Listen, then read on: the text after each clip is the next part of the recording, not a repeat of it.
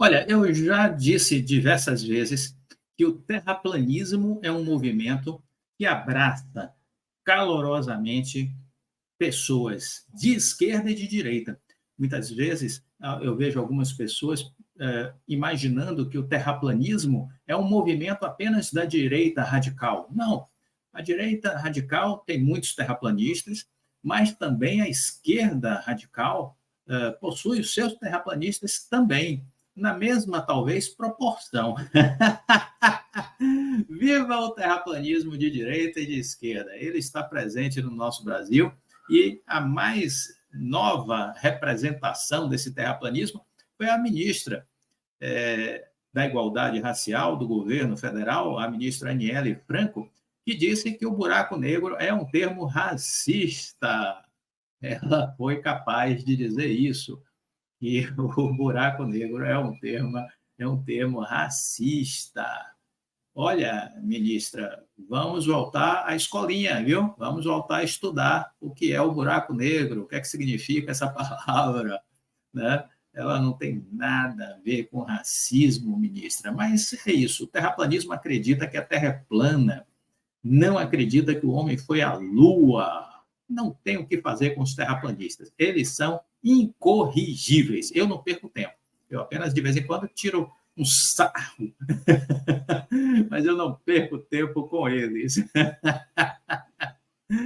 Muito bem, muito bom. Saindo do buraco negro, né? Indo para a luz, vamos ver outras coisas que me chamaram a atenção esses últimos dias, algumas coisas que me chamaram a atenção. E aí o Brasil ele é recorrente em recorrente em coisas escabrosas, né? Coisas escabrosas. Eis que eu estava lendo essa semana o jornal Estado de São Paulo e sou surpreendido com a notícia de que o Ministério da Justiça recebeu uma mulher que era esposa do líder do Comando Vermelho em 2 reuniões. O Ministério, constrangido pela denúncia feita pelo Estadão, confirmou ter recebido a cidadã, mas disse que não sabia quem ela era. Ela que é conhecida como dama do tráfico amazonense. É espantoso o que acontece no Brasil. Seria motivo de risos? Não, mas o assunto é seríssimo, porque estamos falando de uma representante do crime organizado. Então, o assunto é seríssimo, né? Uma outra matéria, depois saiu o ministro Flávio Dino tentando escapar do olho do furacão dessa notícia.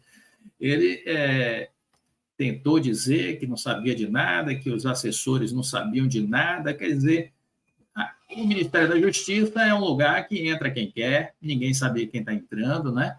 É uma casa de noca. Bom, de toda sorte, se o ministro Dino tinha esperança de entrar no Supremo Tribunal Federal, agora foi a zero, imagino eu, a expectativa dele. O presidente Lula, silencioso, não comenta no assunto. Deveria comentar, presidente. O senhor, como presidente da República, deveria falar. Afinal, o ministro do senhor recebeu, não ele, mas a equipe dele recebeu, no Ministério da Justiça, uma pessoa que está vinculada a uma facção criminosa. Então, o senhor deveria vir a público dizer alguma coisa, né? Dizer alguma coisa. É vergonhoso o seu silêncio, desculpa.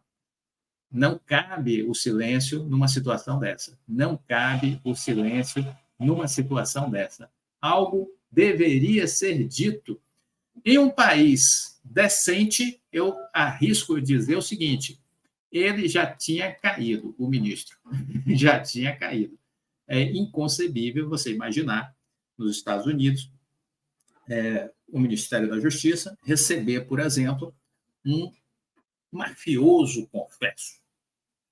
Isso é impraticável, impossível de acontecer. Se acontecer, o cara é demitido sumariamente, eu tenho certeza disso. Não tenho dúvida quanto a isso.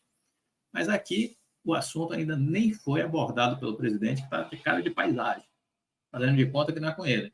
né? Não pode fazer cara de paisagem diante da gravidade de um assunto dessa natureza. Não pode fazer cara de paisagem com a gravidade de um assunto dessa natureza. Olha, uma notícia boa para o varejo, é uma notícia boa para o varejo. Alguns consumidores dirão, isso é horrível. Não, aqui a gente não faz demagogia, a gente não faz populismo, a gente fala o que deve ser dito. Parabéns à iniciativa dos deputados. Deputados tentam acabar com a isenção para compras internacionais de até $50. Isso é uma vergonha, você ter essa isenção para compras de $50, de até $50. Isso é uma agressão às empresas nacionais, entendeu? Beneficia a população. Não vou discutir isso. Não é isso que eu preciso discutir.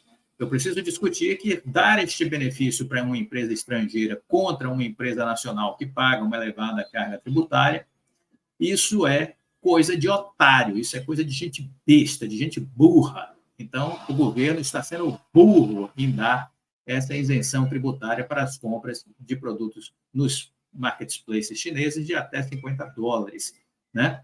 Então, isso tem que acabar mesmo. Se o governo não toma uma iniciativa, porque prefere o populismo e a demagogia barata, o Congresso Nacional tem que chamar para si a responsabilidade. Portanto, parabéns ao estarmos vendo este assunto já em tramitação na Câmara de Deputados, né?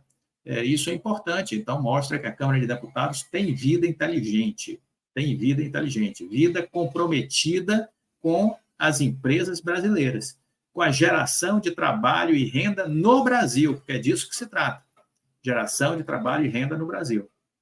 O texto tem encontrado apoiadores, inclusive das bancadas mais diversas, do PT ao PL. Muito ótimo isso, muito ótimo.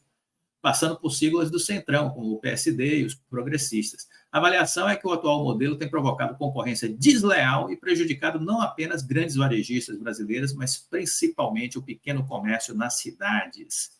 É isso mesmo. Então, parabéns ao Congresso Nacional por trazer este tema para a pauta e por mudar, já que o governo não tem coragem de mudar, por mudar isso. Parabéns ao Congresso Nacional. Eu tenho dito que tem sido um privilégio para nós ter um Congresso de centro-direita, um Congresso que tem uma pauta de reformas estruturais, estruturantes. Isso é muito bom. Olha, essa competição, para quem tem dúvida ainda, é uma aberração, né? Uma aberração. Você gerar riqueza na China e gerar pobreza no Brasil. Isso é de uma estupidez atroz. O economista Gésner Oliveira, recentemente, dando uma entrevista, ele disse: o Brasil não pode continuar tendo vocação para ser otário. Eu assino embaixo da declaração dele. O Brasil não pode continuar tendo a vocação para ser otário.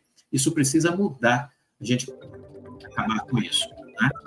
Então, vamos ouvir. A isenção do imposto de importação para produtos com valor inferior a $50 faz sentido para a economia brasileira ou gera distorção? Para conversar sobre esse assunto, eu tenho aqui comigo Gésner Oliveira, sócio da Go Associados e professor da Fundação Getúlio Vargas. Gésner, primeiramente, queria agradecer a disponibilidade de falar conosco. E para começar, eu queria saber a sua visão. A gente está num momento que o Congresso discute a reforma tributária, no sentido de simplificar o regime fiscal, mas, ao mesmo tempo, a gente vê o governo adotando algumas medidas específicas, como essa isenção do imposto de importação.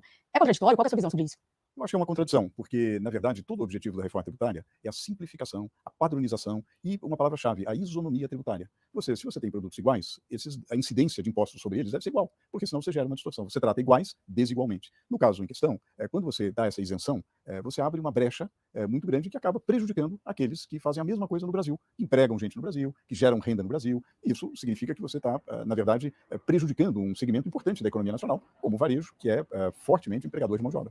Além do varejo, quais outros setores essa medida impacta? E, falando amplamente, o que essa medida gera de impacto na economia?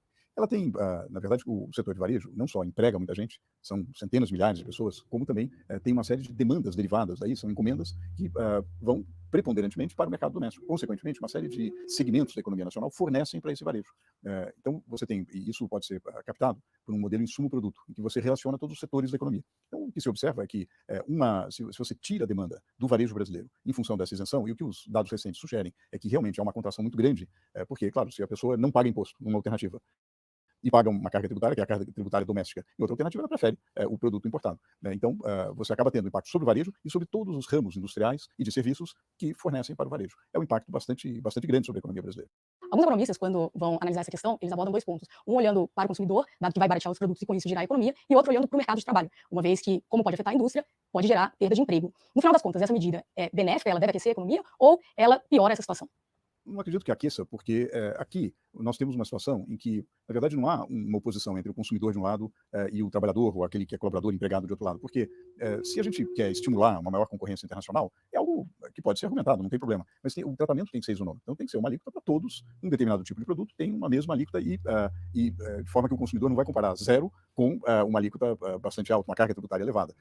Aqui, nesse caso, é que é um tratamento completamente desigual, né? Então, o que acontece? O que o consumidor eventualmente ganha por comprar um produto mais barato, na verdade, como você tem um efeito multiplicador, não só o varejista brasileiro deixa de vender, como ele deixa de encomendar para uma indústria, que por sua vez deixa de encomendar para aquele que fornece a matéria-prima, você acaba tendo um efeito multiplicador, que acaba dominando aquele efeito supostamente positivo do consumidor ter acesso a uma mercadoria mais barata. É claro que o que se deseja é que o consumidor brasileiro possa, graças ao aumento da produtividade no Brasil, da maior eficiência, que ele possa adquirir produtos mais baratos. O país precisa ficar mais competitivo para que ele possa ter produtos mais baratos. Mas não adianta escolher um determinado segmento e dar um tratamento completamente desigual, porque daí você simplesmente gera uma distorção muito grande, uma brecha, que, aliás, nenhum país no mundo faz isso. Qualquer país, quando a gente vai exportar os nossos produtos, qualquer país coloca uma série de restrições e jamais admitiria destruir determinados segmentos da economia. Eu acho que o Brasil, desculpe até a palavra um pouco forte, mas o Brasil não pode ter vocação de otário para isso, porque a gente acaba fazendo políticas que vão diretamente contra alguns segmentos da nossa economia, em prejuízo, e isso não é isso que vai gerar o bem-estar do consumidor. O bem-estar do consumidor tem que ser uma economia equilibrada, simplificada,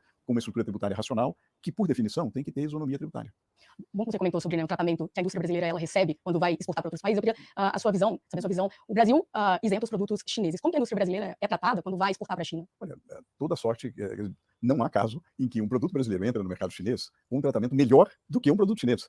Que, digamos, o que se pede é um tratamento igualitário, quer dizer, é o mesmo tipo de tratamento tributário, né? Quando o nosso agro entra na Europa, há toda sorte de barreiras, etc. Não se cogita colocar o produto brasileiro com isenção contra um produto ou serviço do país estrangeiro que paga mais imposto. Quer dizer, é uma coisa completamente estranha e que, infelizmente, no Brasil muitas vezes acontece. Eu acho que deriva um pouco também da confusão tributária do nosso sistema, que essas irracionalidades acabam ficando escondidas, né, nessa confusão que é o sistema tributário. Mas isso precisa ser corrigido. Espero que a reforma tributária corrija e espero que uma situação dessa ordem também seja eliminada.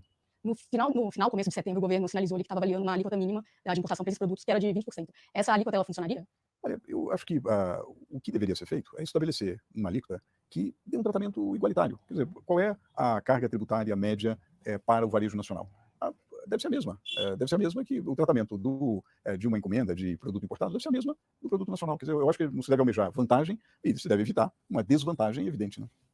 Faz sentido abrir mão de uma receita estimada de 30 bilhões com essa isenção do imposto em um momento que o governo precisa equilibrar as contas públicas? Eu acho que não faz sentido. Esse é um momento em que, com o novo arcabouço fiscal, digamos, a obtenção de receita é importante, né? Isso que vai estabelecer a capacidade de geração de superávit, né? Mantidas, e obviamente o governo tem obrigações, tem despesas que ele precisa fazer, e para ter superávit tem que ter uma receita que dê esse superávit, né? Então, o governo, digamos, está carente de receita. Não faz sentido abrir mão dessa receita e abrir mão não só dessa receita, mas da arrecadação tributária derivada da renda, da formação de renda que é gerada pelo varejo nacional, que, como a gente comentou, é muito grande. Quer dizer, você tem um impacto, um efeito de encadeamento sobre a economia brasileira bastante grande. Então você abre mão de um lado diretamente e de outro lado com um efeito indireto, a arrecadação tributária que você abre mão, porque você acaba prejudicando o setor nacional. Quando a gente olha para o direito tributário, aponta ali que faz sentido ter uma isenção de imposto para proteger ou gerar emprego e também estimular algum setor. Esse conceito se aplica no caso dessa medida? Não se aplica, porque, digamos, você pode eventualmente pensar numa fonte renovável de energia que exija um investimento de alto risco, com uma tecnologia ainda desconhecida, e que a sociedade percebe que alocar recursos para aquela área pode gerar benefícios futuros. Não se trata de nova tecnologia, não se trata de um setor nascente que se quer fazer prosperar. Na verdade, digamos, um segmento conhecido, são produtos de tecnologia conhecida, são bens de consumo que, naturalmente, os consumidores brasileiros têm todo o direito legítimo de querer, de importar, só que tem que ter o mesmo tratamento. Quer dizer, não há nenhuma razoabilidade de um tratamento diferenciado, como haveria, por exemplo, no caso de uma fonte nova de energia, uma vacina, enfim, algum bem cujo benefício social é muito maior do que o privado, e daí justifica algum tipo de subsídio, algum tipo de isenção. Não está presente nesse caso. A gente comentou sobre esse estudo da alíquota mínima. Para que haja isonomia, teria que olhar setor a setor para entender qual seria uma alíquota adequada ali? Eu acho que você tem já na classificação, na categorização dos bens importados, você tem diferentes capítulos da nossa estrutura tarifária. Você deve aplicar a estrutura tarifária habitual, com um tratamento normal, como qualquer tipo de importação em qualquer outro segmento. Não há razão para se dar isenção. Olha, não, até $50 agora eu vou dar isenção. Quer dizer, na verdade, você está abrindo uma brecha, sem nenhuma lógica econômica, né? Inclusive, os bens que, em questão, que são importados, também têm diferentes características. Eles deveriam se enquadrar na estrutura tarifária de imposto de importação normal, sem um tratamento diferenciado. Para a gente finalizar, o impacto dessa medida deve ser sentido ainda esse ano? Olha, o impacto dessa medida é relativamente rápido, porque o que você tem é um fluxo de consumo, quer dizer, na verdade, você tem, uma vez que o consumidor percebe uma mudança de preço relativo, ele reorienta o seu consumo. É possível que você sinta ainda esse ano qualquer tipo de medida, com algumas semanas de diferença, você começa a perceber o impacto. Jéssica, queria agradecer imensamente por ter falado conosco, agradecer a você. Então é isso. Não tem como defender esse absurdo, não tem como defender esse absurdo dessa questão, né, desse benefício dado às empresas chinesas. Isso não faz o menor sentido, isso não é inteligente, é uma decisão estapafúrdia, é uma decisão burra, tosca, que precisa ser corrigida. Se não há vida inteligente no governo federal, que haja no Congresso Nacional e que dê celeridade a isso, para que seja votado e aprovado ainda este ano o fim desse benefício fiscal para os produtos de até $50 que estão inundando o mercado brasileiro e prejudicando as empresas nacionais. É disso que se trata. Não vamos discutir nenhuma outra questão que não seja essa. É disso que se trata, né? Você destruir empresas nacionais em prol de dar preços melhores vindo de empresas chinesas. Nenhum país do mundo faz isso, gente. Desculpa, nenhum país do mundo faz isso. É o inverso. Eles colocam tributação para que os produtos sejam mais caros do que os produtos brasileiros. Ou, no mínimo, que sejam em condições de igualdade. A carga tributária é igual. Aí sim, aí você vai competir com base em outras questões. Mas a carga tributária não lhe dá nenhum benefício em relação ao outro. Pronto. Aí você pode competir por qualidade, por produtividade, né? Por diferenciais estratégicos. Aí está perfeito. Está perfeita a leitura. Ok? Bom, para finalizar esse vídeo, vamos aproveitar aqui e concluir nossa conversa de ontem, né? Que nós destacávamos os resultados que a Oi trouxe a público, né? Agora no dia 8 de novembro. Foram horrorosos, né? Tanto que no dia as ações caíram mais de 7% após a divulgação do balanço, né? Então, os números realmente foram muito ruins. Na teleconferência, o Rodrigo Abreu falou sobre a venda de ativos, o feirão, o verdadeiro feirão, não é o feirão da casa própria, mas é o feirão da Oi. Então, ele disse que há possibilidade de aumento de diluição da Vital. Então, veja, você quer continuar investindo na Oi? Pois bem, ele está dizendo que há possibilidade de aumento da diluição na Vital, ou seja, de diminuir a participação da Oi na Vital, né? Ele esclareceu que o processo de alienação tem sido público e que o estabelecimento de métricas futuras para a continuidade da alienação será realizado no futuro com parâmetros ajustados de acordo com os estudos em curso. A venda da ClienteCo, que é outra que ele já colocou aí no feirão. O CEO considera que faz parte dos planos do futuro. Futuro que parece que é logo ali, viu? Fala futuro parecendo uma coisa distante, é logo ali. Para que haja levantamento de ativos para recuperação judicial. Mas indicou que ainda não há uma definição se a venda será parcial ou total. Bom, a lógica fala que tem que ser total ou majoritária, né? Porque ninguém vai entrar no negócio para ficar a reboque da Oi. Alguém que entrar num negócio desse vai entrar para mandar na Oi. A Oi ser minoritária, entendeu? É o meu entendimento. A Oi não está em condições de ter sócios minoritários. Não me parece razoável uma empresa encalacrada como ela ter sócios minoritários. Quem entrar numa operação dessa vai querer ser sócio majoritário. É assim que eu entendo. Então, ele disse que faz parte dos planos, mas indicou que não há definição. Quando fizemos a primeira versão do plano de recuperação judicial, previmos que, no longo prazo, seria necessária a realização de movimentos não orgânicos, como a alienação da Vital e a venda de parte da ClienteCo, que é a Oi Fibra, viu? O executivo ressaltou que considerações sobre a venda da ClienteCo dependem do potencial de valorização do negócio. Na análise da empresa Genial, a companhia segue endividada e queimando caixa, o que teria relação com a necessidade de levantamento de venda dos seus ativos. De acordo com a CFO da empresa, Cristiana Barreto, a Oi tem buscado redução de custos e apostado em iniciativas para melhorar sua eficiência. Diz que as despesas de pessoal recorrentes caíram 10% em relação ao ano anterior. Segundo ela, as despesas gerais e administrativas caíram de acordo com o avanço em iniciativas de eficiência. A Oi tem um grande espaço para melhorar seu perfil de custos, disse ela. A redução das despesas, no entanto, não foi suficiente para deixar o EBITDA em campo positivo. A Genial destaca que a redução nas despesas com pessoal, interconexão e serviço de terceiro foi contrabalanceada pelo aumento nos custos de manutenção de rede, aluguel e seguros. O segmento de maior destaque positivo apresentado no balanço foi o da Oi Fibra, que apresentou o crescimento e as tecnologias de informação e comunicação da Oi Soluções. De acordo com os levantamentos, os clientes da Oi Fibra são os mais satisfeitos em relação a outras operadoras, de Rodrigo Abreu, mas a empresa parou de crescer, viu, presidente? Está com 4,3 milhões, mais ou menos, de clientes conectados, e a Vivo, que tinha 5,2 milhões, já chegou aos 6 milhões de clientes conectados, deixando a Oi para trás. Disse Rodrigo Abreu que estamos em meio a um processo de transformação natural. Você acha o que dessas falas do Rodrigo Abreu? Me conte aí, por favor, o que é que você acha dessas falas? Essa transformação da Oi está sendo natural para você? Está sendo bom? Está legal? Você não está satisfeito? Quer entrar num processo, uma ação coletiva? É a única forma de tentar reaver o seu dinheiro perdido. Essa é a única forma. Ou então é simplesmente aceitar o prejuízo e ficar quieto, não reclamar mais, entendeu? Agora, se acha que ainda vale a pena, tem aqui na página de comentários os links para dar entrada, aderir à ação coletiva que já está sendo movimentada pelo Instituto Empresa, já foi dada entrada nessa ação coletiva no dia 31 de agosto deste ano, certo? 31 de agosto deste ano. Então é isso. Você escolhe, você decide, mas o importante é que a empresa realmente vai de mal a pior.